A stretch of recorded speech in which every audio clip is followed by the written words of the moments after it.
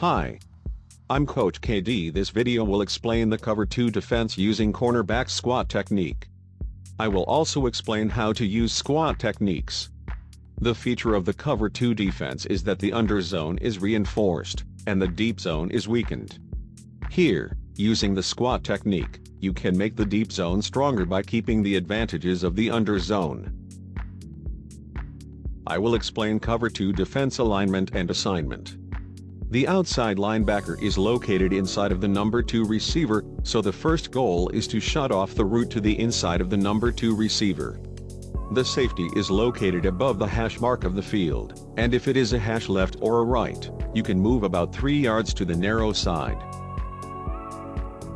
The role of safety is first to prepare for the first receiver to move to the outside deep zone, to check the route of the number 2 receiver, and to block the receivers by sharing the mission with the cornerback. The cornerback is attached to the outside of the receiver when it is a hard squat, and it is located at a distance of 5 yards when it is a soft squat, and it is necessary to defend the flat zone by moving the number 1 receiver inward. In some cases, it may happen that it moves to the deep zone along the number 1 receiver. The outside linebacker should be prepared to block the second receiver from pointing inward. This means that you have to be a little bit more inward than the number 2 receiver, and you have to be ready to perform the given role smoothly. When the number 2 receiver is facing outward, the cornerback will block the number 2 receiver, so you must stop following the number 2 receiver and shut off the receiver's slant route. The safety must move the first movement 45 degrees outward and prepare for when number 1 receiver moves near the sideline of the deep zone.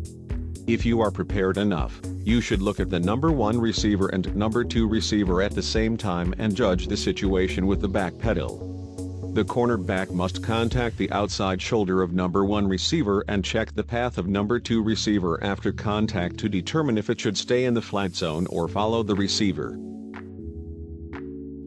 I will explain the squat technique. First, squat technique can be divided into a hard squat and a soft squat. The criterion for distinguishing between the hard squat and the soft squat is to judge whether there is 1 receiver or 2 or more receivers in one direction based on the center. Cornerback with 1 receiver is hard squat, cornerback with 2 receivers is soft squat. The hard squat is 1 or 2 yards away from the receiver, and the soft squat is 5 yards away from the receiver.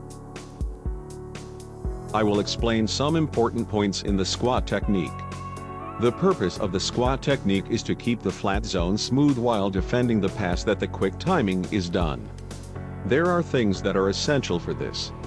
What you need to do when doing this technique is to have a strong contact with the receiver. The reason is to prevent a fast pass to the receiver. You should also take the timing and break the receiver's route. Next, you have to make a contact with the receiver inward. The reason for this is that the cover 2 defense is a weakness on both sides of the deep zone, so safety is difficult to cover if the receiver moves quickly to this area. This is why cornerbacks have to push the receiver's route inward, so that safety can afford to go to the sideline.